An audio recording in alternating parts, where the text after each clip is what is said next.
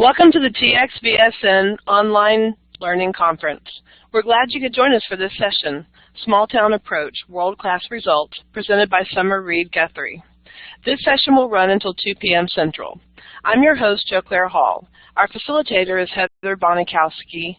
Our captionist is Kayla Platt.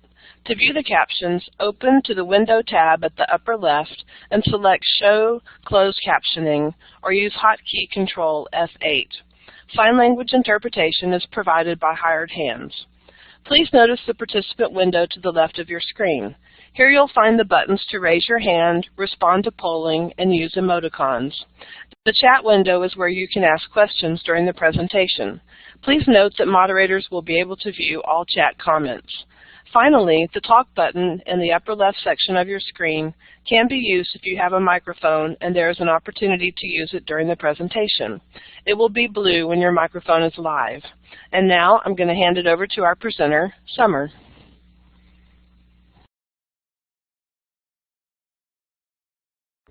Thanks so much. I appreciate it. We're gonna do a little talking today about virtual teaching and mentoring, and I'm gonna start by saying I'm gonna try to stay off of my soapbox, but I tend to get a little preachy sometimes. So this afternoon we're gonna talk about a small town approach and what I like to believe is world-class results. And we're just going to welcome you to Guthrie. I've got our population sign, our city sign here, and we're a tiny town. Actually, I'm not sure we're considered a town. We have a sign. I'll put that on the front slide because I wanted to prove that we do have a sign. So we are a legitimate place, but we don't have a population number with that sign, which I don't think is usual for most towns or cities or whatever. So we're something. We're pretty small, though. We are located out in West Texas, and we are the third least populated county in the nation. Not just Texas, in the nation. So I want you all to kind of check your amazement at that. That is our claim to fame. Now, if we got to count the cows and the horses, we would be way up there. I'm not sure if we, how high, but we'd be pretty darn impressive. So tiny little Guthrie, Texas. We launched a virtual school about 5 years ago, and we've had a pretty good success in serving hundreds of kiddos each year. I think it's attributed to our small town convictions and our roots. That's not saying you can't do the same thing in a larger district, organization, city. I'm a small town girl. That's what I know. That's where we came from. And so I believe some of the things we do out here make a big difference. It's an exciting time to be involved in online education. It's growing. It's growing at a rapid pace. There are so many opportunities and options for students, and there are no limits and boundaries, even for students who are attending school in the third least populated county in the nation. No one has to settle, and you have a choice. And it's exciting to participate in this particular conference setting because there are so many online teachers, instructors, mentors, course designers who are attending. And it's just, we should embrace this as an opportunity. Alicia, you are correct. The small towns and the rural counties and the small little districts, they are flocking to the online option because it is allowing our kiddos opportunities that might even 5 years ago not been available to them. So I hold pretty close to me our small town roots and our background. I call them our truths. I hold them pretty sacred. But it can get kind of overwhelming. Managing kids, curriculum, parents, it gets complicated and it gets overwhelming. And when it does, I always go back to a very simple formula, and that is I'm going to take care of those kids like they were my own, like they were sitting at my dinner table.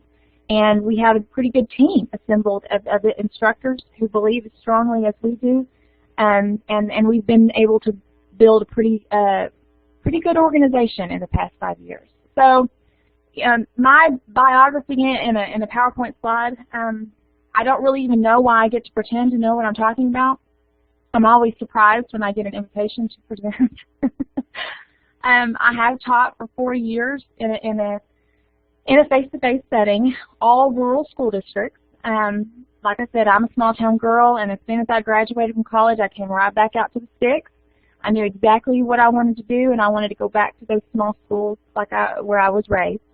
I did step out. There is a gap in my resume and my service record because I stepped out to raise my own babies, and an online teaching opportunity literally just fell in my lap.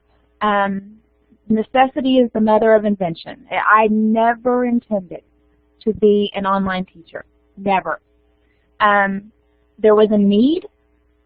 I built some Spanish courses, some online Spanish courses. I created a proposal to serve as an online Spanish teacher for 7 rural school districts who were in a bad way. They were in a bad way. They could not either find a certified Spanish teacher, and if they could find one, they couldn't find one that they could convince to drive 100 miles out into the middle of nowhere and live on the edge of civilization. Apparently, that is not where the real estate opportunities are booming. But here I was, and I pitched this idea to a group of superintendents, and goodness knows why, but they gave me a shot. And I'm currently finishing up year 7 as an online teacher, and I have the best job ever. I love what I do. I cringe a little bit when I think about my first couple of years as an online teacher because I was just trying to figure it out. And those of us who have been doing this for several years, we all could probably agree that we did not have a lot of resources, 5 or more years ago as we were entering into this online teaching opportunity. There wasn't a lot of training. There wasn't a lot of other people who could share stories with us, so we were just kind of figuring it out. I attended Desiree's session earlier today, and oh my goodness, what I would not have given to have heard all that before, 5 years, 7 years, when I was getting started. She did a phenomenal job. All that to say, I finished up 7 years. I did some things really, really poorly in the first few years. I'm not saying I still don't make bad mistakes. I'm sure I do. But I feel like I did when I look back at my first year of teaching. There's a part of me that would like to get those kiddos' names and track them down and just apologize a little bit, beg them to let me have a do-over because I think I can do it better next time. So we are Guthrie. We are Guthrie CSD, and not consolidated. That means Common School District. I could probably try to tell you what Common School District means. But I don't know. We're supposed to be like one of only 2 or 3 schools in the state that's still considered a common school district. I don't know. I don't get why. But Guthrie CSD is my heart. It is, and this is our entire. Y'all hold on to your seats. This is our entire brick and mortar student body, pre-K through 12. Oh, and our staff is even in there, and our administrators. Everyone in Guthrie CSD is in that picture. And they're just so darn cute. I just can't stand it. It runs, I would like to say our virtual school runs parallel to our brick and mortar, but our brick and mortar is been there for years. It's a sweet little school. We're considered a 1A school, but we're a 6-man school. Those of you who may not be familiar with Texas football, I'm not really sure what's wrong with you or what you do in the fall. What do you do in the fall if you're not familiar with Texas football? But 6-man actually denotes what kind of football we play, and we are so small that we field a 6-man football team in the fall. And I'm going to not even get going on how good we are at that, but just know we're good. Our pre-K through 12 enrollment is about 110 kids. Both of my babies are in this picture somewhere, and they are so well cared for and loved by the people in this building that I never worry about their well-being. I never do. And that this village is helping me raise my 2 kiddos. There is a very real small school mentality of no one falls through the cracks. That is real. That is not something we just say. Because honestly, when you're this small, you can't fall through the cracks. we know everything about you whether you want us to or not.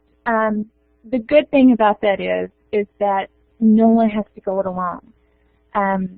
Someone in that building is going to help you through. They're going to help you with your problems. They're going to take care of you. They're going to love you. They're going to understand the good, the bad, the ugly, and they're going to be there for you because it's one big family. And I didn't really think there was any reason those values could not be applied to a virtual organization as well. And that's what, again, that grounds me in all of my student interactions still, 7 years down the road. And so I don't have a school picture for GVS. I just have a boring old diagram because, you know, it's a virtual organization. And we don't get to see a lot of our kiddos who join us for the virtual school. We built this virtual school from the ground up about 5 years ago. And it started with the Spanish classes because that's where the need was. The numbers I've got on this are actually from our 2014-15 year because we're still in summer school for 15-16, so I don't have the final numbers on that. But like I said, Guthrie CSB is the heart of our virtual school. We have 10 plus teachers who work for our virtual school. I am actually the only one who lives in Guthrie. The rest of them are scattered across the state, hand-picked, stalked, chosen, roped, and we hunted them down, the ones we wanted. In 2014-15, we served over 900 students across the state of Texas, and that was from 65-plus school districts, which is pretty crazy considering that we only have about 100 kids walking our halls in Guthrie, Texas. So it has been a wild ride, and it was never intended to become as big or as visible, the virtual school, as it has grown. It was a nice, unexpected ride. People ask me all the time, how did y'all do that? How did you think of this?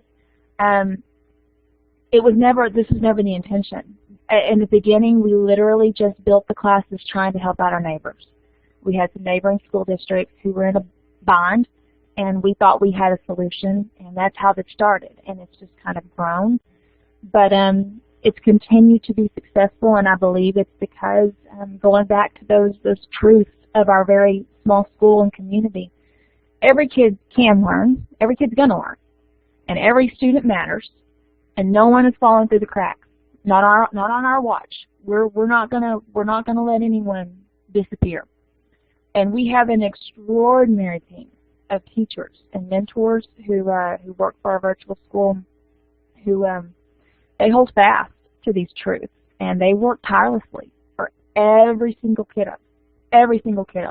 Does that mean that we don't have some kiddos every semester who may not pass? We do. But there's not very many of them. There's not very many, and I can promise you that our teachers work themselves to the bone trying to get every kid across the line. And so, I mean, this sounds really, I guess, cool, but I mean, how does it happen? Where should an online teacher or a mentor devote their time and energy and focus to try to get, good results, to try to grow a virtual program? It can get complicated, but it doesn't have to be. But to quote my dad, it oftentimes looks a little bit like hard work. It looks a little bit like hard work. After working in this field for 7 years, I definitely have my fair share of stories, as I know most of you all have in your dealings with kids in virtual classes.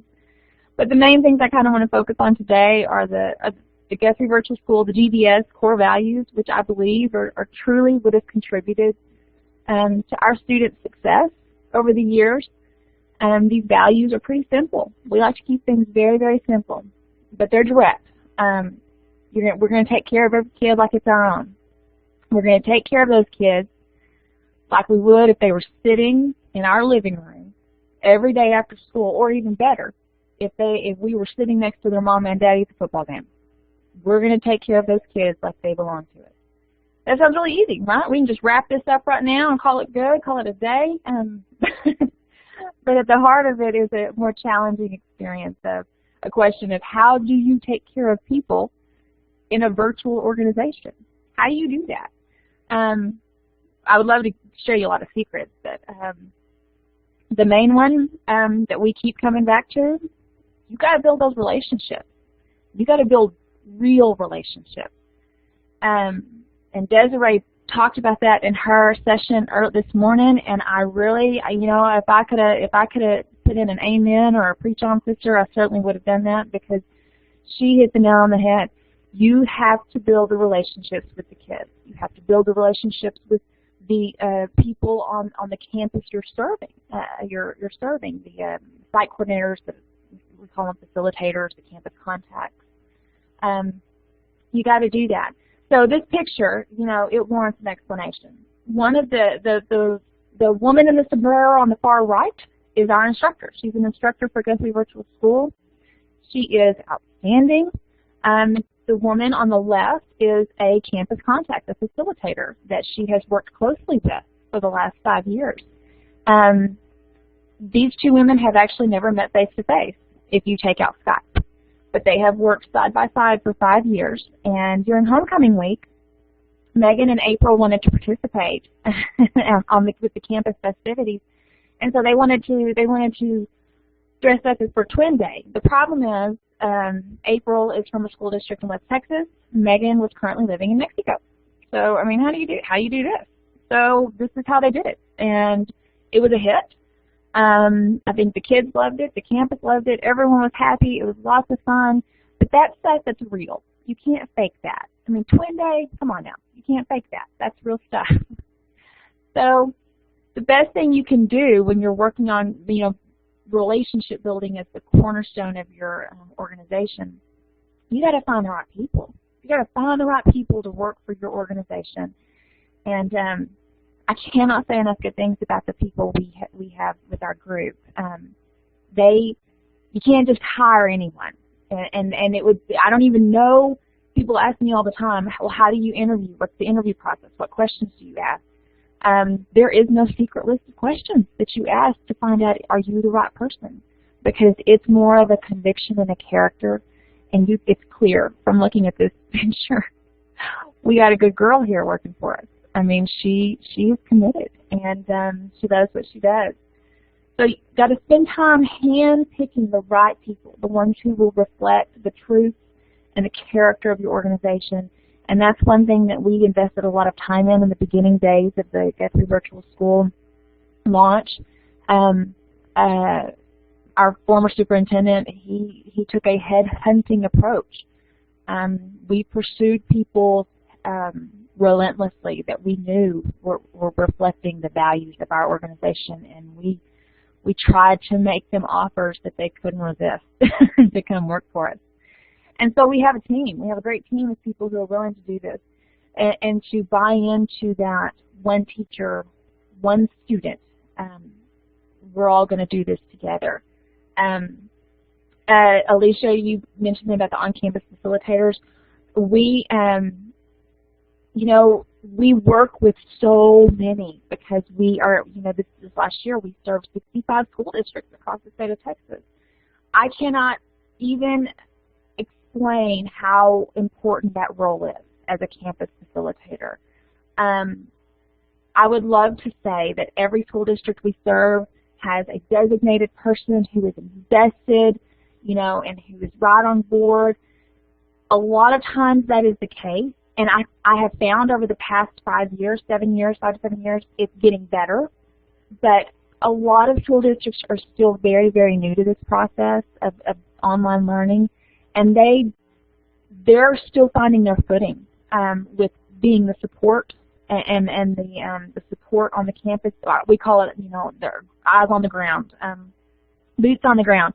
And we can see the schools that have kind of worked out the kinks, and they have phenomenal support systems in place.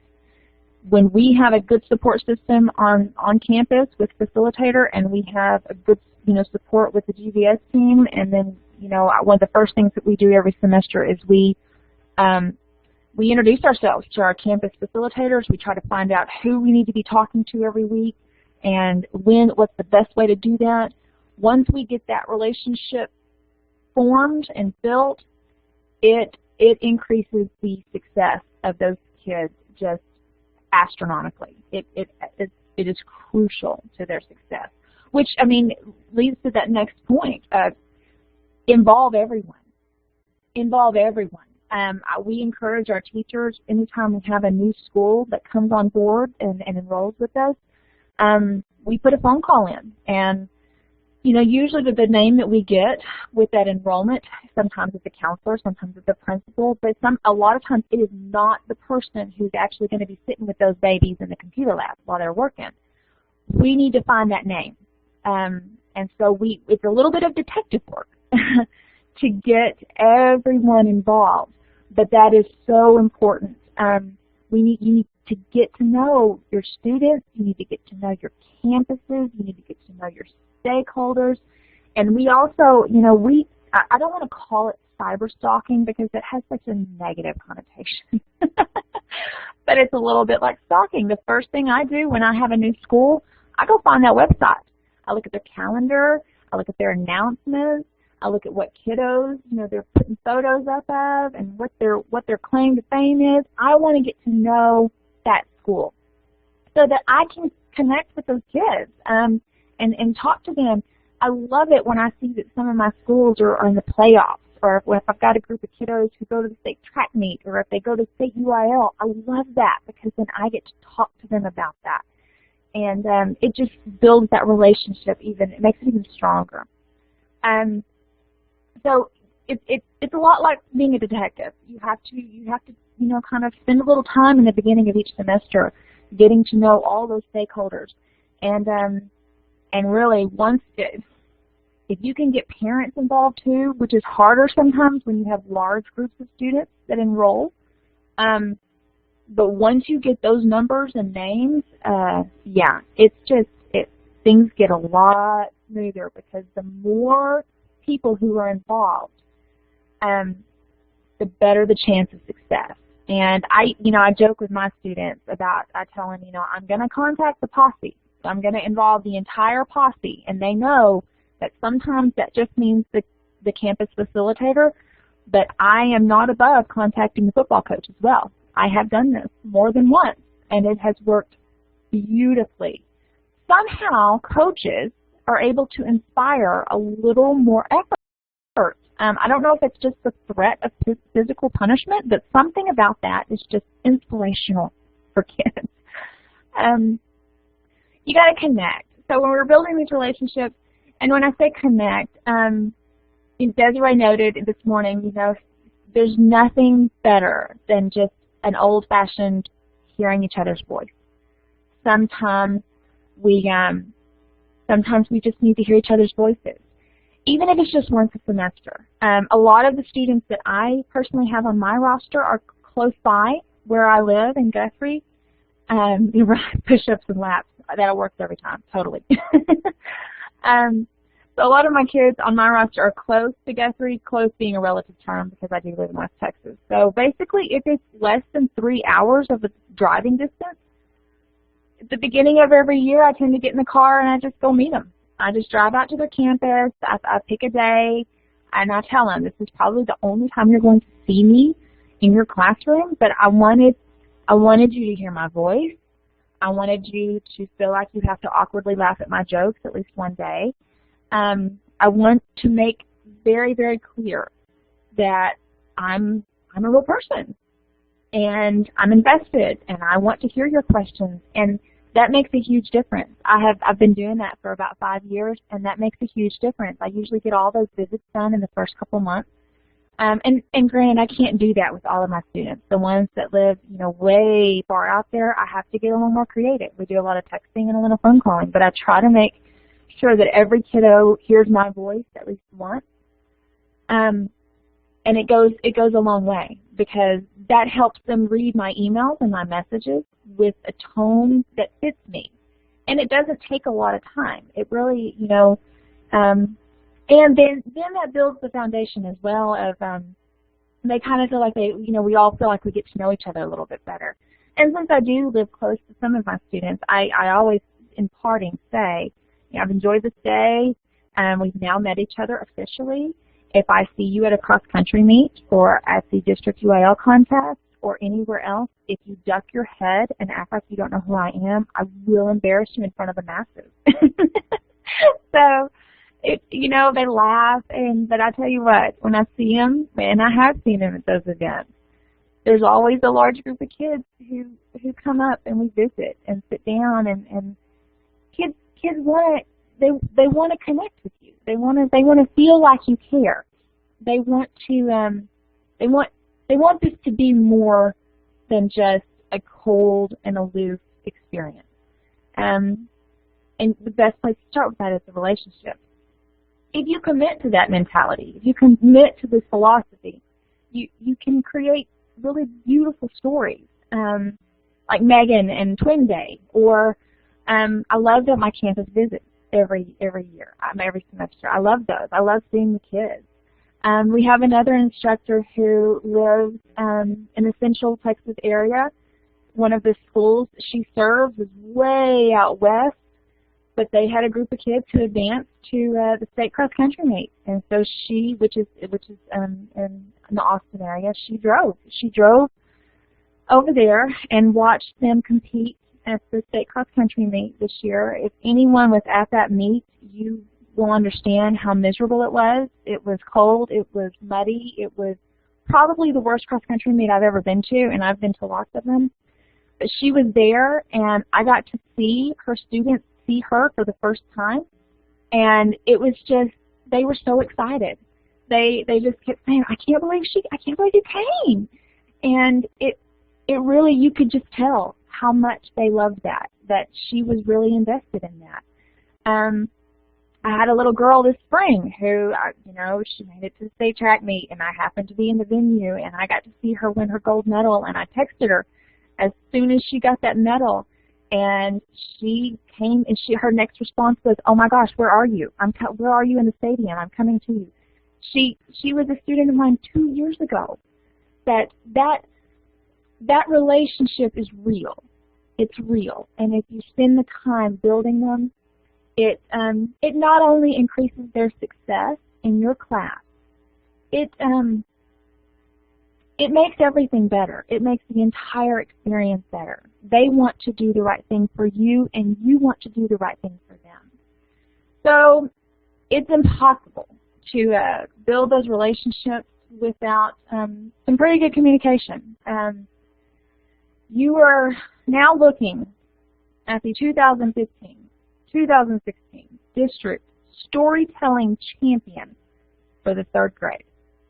Yes, this is a shameless display of parental pride while I have a captive audience. Maybe I'll get bonus points for that, for just owning that. I don't know. This kid is expressive.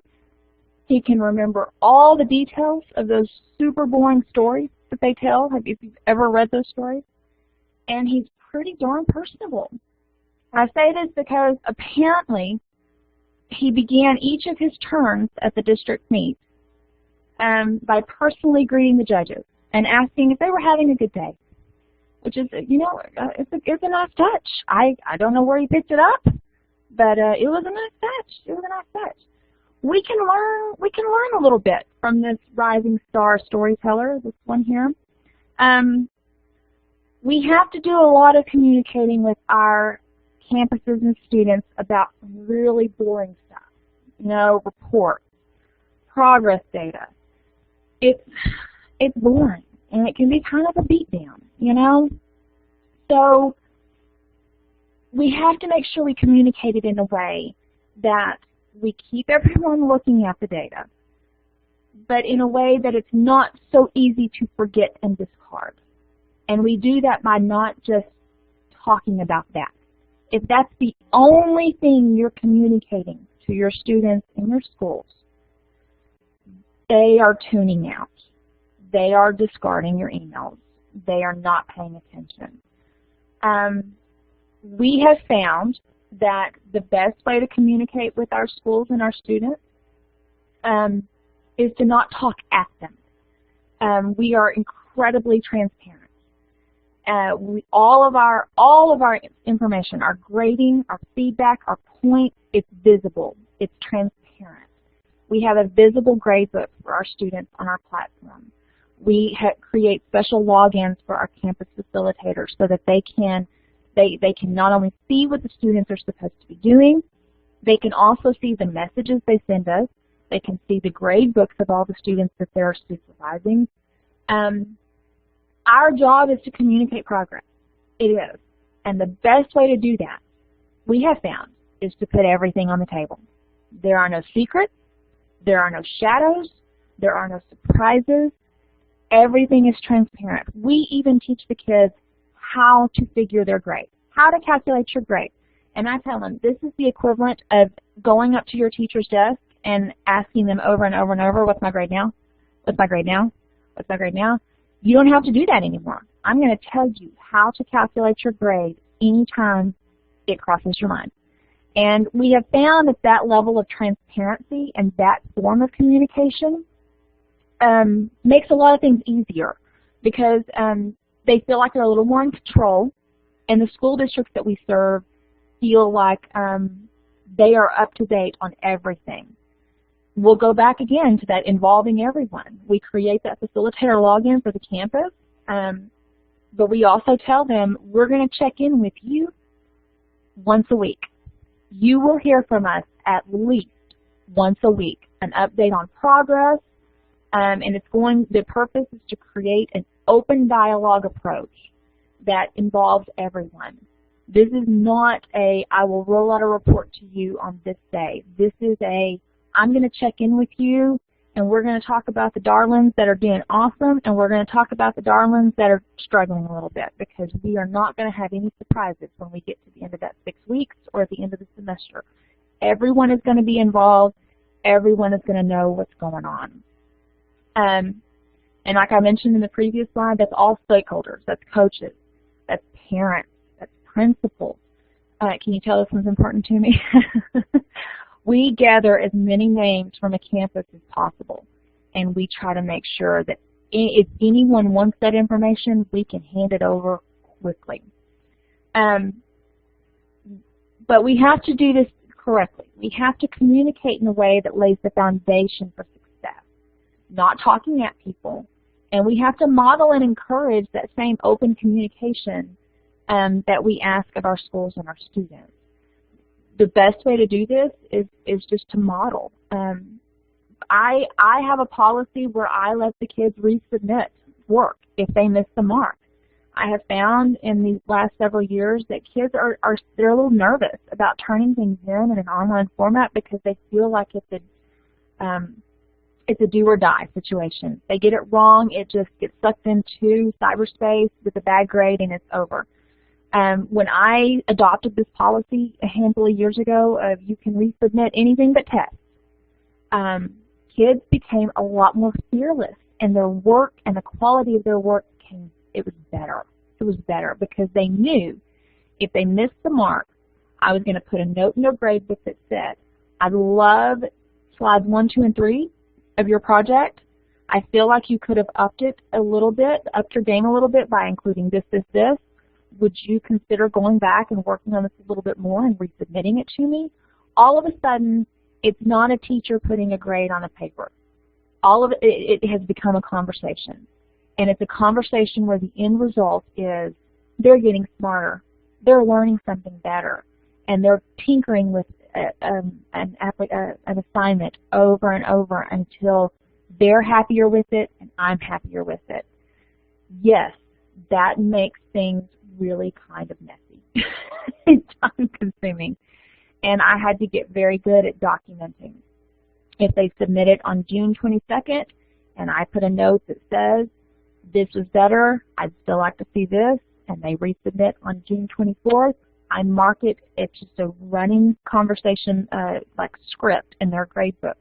So mom, dad, principal, coach, whoever can look at their grade book and see they're working on it, she's grading it, here's where we're going. And you know, sometimes in those moments things can get a little tricky because no one likes criticism. I mean, we can all pretend to be grown-ups here and say, you know, constructive criticism is the best, but I don't really know anyone who takes criticism really, really well. They may just do it well in front of you and then go in the other room, shut the door, and throw things, which is how I tend to do that. But if we kind of model the same thing, and some of that is, as Desiree mentioned this morning, when you get a message from a kid, when you get a pushback on a grade, read the message in different tones. Sometimes they're not coming at you. They're not coming at you and they're not coming for you. Sometimes it's really that they are 13 and they haven't mastered tone yet. I know some 40-year-olds who have not mastered tone in email or messaging. It's a struggle. The struggle is real. So we have to not only encourage this communication, we have to model it and we need to kind of give some free passes sometimes. I've gotten messages from kids that I read it one way and I think, oh no, he did not just say that. For example, in the first couple of years, I had a kiddo who, it was the beginning of the semester, and he sent an email that said, makes me laugh, "This class is whack, and I need a new teacher." So immediately, my blood pressure went through the roof, and this was going down for real. Okay, I was going to get contact the principal. We were going to nip this in the bud. And then I got to thinking about it. And I had met this kid, and I knew he was not really a button pusher like that. So I just picked up the phone, and I called, and I got directly patched into his classroom. And I said, Hunter, it's Summer, real. And he goes, "Hey, miss." I said, "So, I just got an email from you." And he's like, "Yeah, I know. Like, I cannot figure out this class. I'm having so much trouble." Yeah, so was that the most appropriate way to express his frustration by saying, titling his email, "This class is whack and I need a new teacher"? No, it was not. But was it the right decision to not totally flip out and involve, the posse in cracking down on him? Yeah, it was, because he really didn't mean anything. He and I had a very productive conversation, and I ended it by saying, okay, so for the future, Alejandro, you realize that kind of hurt my feelings. And he was like, "I don't know, what are you talking about, miss? What are you talking about?" He had no idea. So I did not ever get another email from this particular student with that. He and I finished the semester with a really good relationship. Even after he was out of my class, if he would see me in Google Hangouts, he would message me, and we would check in. We have to give them some of those free passes sometimes so that we can move towards productive communication, because whether we admit it or not, we're not just teaching them Spanish. We're not just teaching them business English. A lot of what we're helping them with in these online classes is we're helping them develop their ability to communicate through email, messaging, work on their tone, understand when they miss the mark. And in some ways, it's almost like letting them resubmit an assignment, not dropping the hammer when they make a poor decision on how they choose to communicate with. And, the easiest way to do this is to work to really build that relationship. You got to keep building that relationship so that they trust you, that they know that you're not going to drop the hammer if they miss the mark. And the best way to do that, to gain their trust, is to take their call and answer their questions, answer their texts. And it's messy because they may not text or call you between the hours of 8:30 and 3 o'clock. In fact, I find that they never do that. They only do it after hours. But when they know that you're going to be honest and real with them, it promotes trust, and trust builds relationships. And when there's a solid relationship, there's a successful learning experience. It's just the way it happens. Now, there are some who will say, you need to set up barriers, you need to do this, you need to do that. And I totally understand that, because burnout is real, and you have to fight that. But where I come from, which is small town America, there are no layers. We live next to our school board members, go to church with our administrators. We socialize with student parents. There are no layers. that cozy level of familiarity can get really uncomfortable sometimes. But in our little town, that's what keeps all of us involved. That keeps the village raising the kids. That keeps one mama knowing, hey, this kiddo's parents can't come pick them up tonight when the bus gets into town. I'm going to just pick him up and put him in mine, and he can spend the night at my house. The whole group is working toward a common goal. Now, does that apply to virtual? Kind of. It kind of does. You gotta, I think in the virtual world, sometimes it's easier for us to put up barriers and say, I only answer emails from this time to this time. I will only respond from this time to this time. Don't let yourself create too many, because kids can sniff that out, and if it feels isolating to them at all, they're going to withdraw a little bit. They're going to take their lead from you. And this is probably not the most popular piece of advice because it's going to make everyone's life harder and messier. I keep using the word messy because relationships are just messy. They are. Kids are really good at sniffing out sincerity, and they're gonna take their lead, and they're gonna make their decisions about your sincerity based on the way you communicate with them. So that's, I'm already on the soapbox here. I'm totally messing things up. But, one other thing I'll say about communication, and we'll take this from our storyteller here, Mr. Griff Regal. Doesn't always hurt to start a conversation by asking people how their day is, or asking them about themselves, or taking an interest in the other people in the room. And for the record, when he was pressed about why did you start your storytelling turn every time by asking the judges if they were having a good day, he felt a little sorry for them because they had to sit there all day and listen to all those boring stories.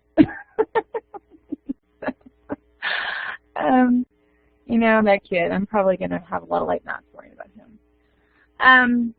So when you set out to build those relationships and you encourage all this communication, I don't know if I've said things are going to get messy. I think I've said that already. Things are going to get messy. So, Joanne, this is Jody. This is Jody. This is my husband, and this is my husband doing the limbo at this year's spring banquet. He is the principal of our brick and mortar school at Guthrie CSU. He's also the basketball coach and the assistant football coach. And he teaches character ed classes and greenhouse classes. So the point is he does a lot. He does a lot because in small schools, limited funds, very small student population, everybody's got to do about 10 things, and then if you're really lucky, they'll let you be the cheerleading sponsor too. So he's a big boy. He's 6'4". He's pushing 200 pounds, and the limbo is not the most comfortable thing for him, to say the least. But the point is, it was prom night, and the kids encouraged him to participate in their party games at the dance, and he did it. He did it. Because as educators and as teachers and people who work with kids, we're kind of willing to do a lot of things that are uncomfortable for us. If it means something to the kids or the districts that we serve. I did not participate in limbo, but he jumped out there like a boss, and he actually made the finals. Okay, guys, he's a big guy. He was down in the last 3. So to simplify this down, we need to be flexible. We have to be flexible. But what does that mean? The easiest thing is just the differentiation. We hear this word a lot. It's a buzzword. It's a great word. But it's what we should do every day. It's what we should do every single day as teachers.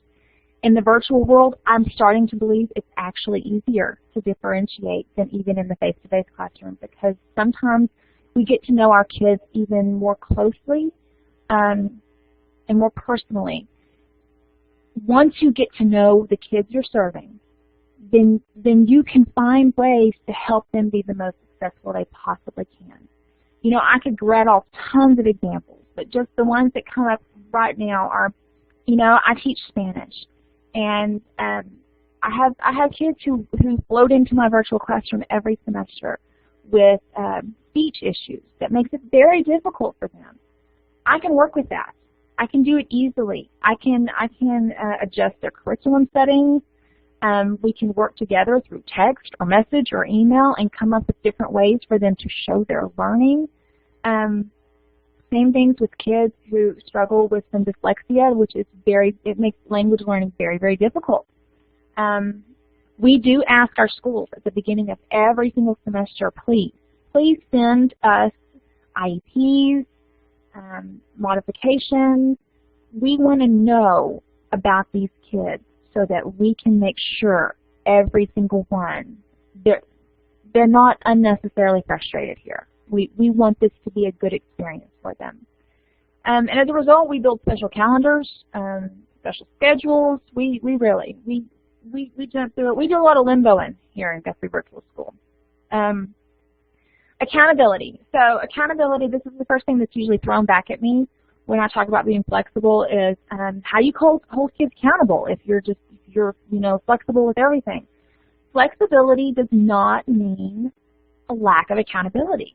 We can hold kids accountable while still being flexible. There are some things that I don't budge on, and most of my kids in schools know that. We don't move on our course end dates. You know, we tell them we got to push, because if kids aren't going to get it done in 3 months, they're probably not going to do it in an extra 6 weeks. So I don't budge on the course end dates, but my kids know that I will work with them on pretty much any other scheduling issues. I see a question about virtual teachers collaborating directly with SPED teachers. Yes, we do. In fact, that's often some of on my detective work at the beginning of each semester. If I ask the school, are there any IEPs, any students, any modifications I need to know about? And as soon as I get a hint of that, I often put in a phone call, and we talk about the things that they worry about, because in a small school that happens. Well, it happens in every school, but I want to make sure that there is not a kid on the other side of the screen who is receiving services at their home district. If that's happening there, I want in on that, because there's a reason those are in place. Sometimes, those special education teachers on the home campuses, it's a little harder to get in touch with them. Sometimes they don't want to turn loose of that information. Honestly, they kind of view us as outsiders, and they feel like that's kind of classified. And I've had to do some fast talking to basically beg people to let me see those IEPs, please, because I want to use what I can to help. But yes, we have, and there are times that we have adjusted curriculum, and it's just not helping enough. It's not enough. It's not working, or it's not working the way we thought it was. And so we take calls, and we go through email, and we tinker with it, and we try something else, which it moves to that listening. We have to listen. We have to listen to our kids. We have to listen to the school districts, their home school districts. We can't just operate with these preconceived notions of we know what's best, we can do this ourselves. It's very much a team approach. But to get it done, we have to be flexible. Flexible with grade reporting dates, flexible with extracurricular activities, flexible with out-of-the-box solutions if it means the best thing for kids. And the confidentiality is that is the thing that really gets people nervous. And so I have used the argument multiple times that I completely understand that. But when you enroll in one of our courses, we are considered the teacher of record. Even though you can't see us, and even though we're not walking your halls, we are the teacher of record, and we are the ones serving that kid, and we want to make sure we're implementing any and all things we can to help that kid be successful. And there's only been a couple of instances where I really felt like I was handcuffed and I could not, do what I wanted to or get the information I wanted to, but I was able to get enough, and I was able to make it work. And sometimes it just takes talking directly to kids. But when you start talking to them, you have to understand you can't bring your ideas about who they are and what their situation is into your classroom. You need to let them tell you what their situation is. And again, I keep talking about Desiree because she hit so many key points. You may think you have someone figured out in your online roster. You may think you know who that kid is, but you don't. Not until you talk to him, not until you listen to him, and not until they give you the honor of getting to know them a little bit more. We have had homebound students, we have had pregnant students, we have an all-star athletes, overbooked kids. We've had it all in the last 5 years come through this door. So many cool kids. And the most important thing that we do for them first is, one, get to know them, and two, explain to them that this is their learning experience, and we want to see how we can help you get there. And sometimes they need to tell us a little bit about what's going on. A lot of times I wasn't aware of some really big situations in their lives, and as soon as that information came out, I was able to work with them. I almost titled this slide Compassion, because it really, I mean, it is what we do. It's what we have to do. We see so many kids every semester, and they're not kids that we actually can see, like walk across the road and see them. So we have to almost extend even more compassion and be even more flexible while we get them comfortable and we can find out our best way to help them. So, and sometimes it's just as easy as acknowledging that sometimes kids need a little wiggle room. And you can do that in a productive way. I frequently say, look, the deadline was Friday, but I know you had a big week. I know you had a lot of things going on. I'm going to let you work through Monday, and then we're going to circle back, and I'm going to ask you, what did you do? Did you hold up your end of the bargain? And almost always they do, because when you extend a little bit of yourself, they meet you for the most part. So back to my 6'4", 200-ish pound husband. I'm sure he's going to love that I'm displaying his weight up here. Sometimes we got to make ourselves a little uncomfortable. Got to make ourselves a little uncomfortable to make kids feel like we are present, that we're invested, and that we're committed to being a part of their success. And in his case, their fun. You know, that was a fun evening. There were some cringeworthy moments as his wife, but you know, on the whole, it was it was fun for the group. And so, as we kind of get here, I'm trying to make sure I get off the soapbox so I don't hurt myself here. You know, we got to reflect in these moments, this virtual learning, because every day is a new day, and it's overwhelming. You're managing content, you're grading, you're connecting with stakeholders and students, and you're trying to maintain your sanity. Simplify it. We're here to serve. You're here to encourage, and you're here to teach kids. Treat them with respect. Talk to them. Make them feel like you're on their team, and it's empowering for them, and it's going to be affirming for you. And we got to remember our role is no longer a gatekeeper. That, you know, online ed, those doors have been buzzed down, trampled on, pushed to the side. We are no longer the gatekeepers of information. Our role is to provide reinforcement, encouragement, sometimes a little tough love. And we have to remember that no matter how great that course might be, that content might be, the ultimate predictor of student success and learning is a good relationship between students and teachers. And I believe the majority of our work as teachers, face-to-face or virtual, should be spent building and cultivating meaningful relationships. We love Seth Godin over at GVS. Love Seth Godin. And this is one of my favorite quotes. You know, be genuine, be remarkable, be worth connecting with, because they don't have to. They don't have to choose you, and they don't have to let you in. But if you're worth it, they're going to work hard for you.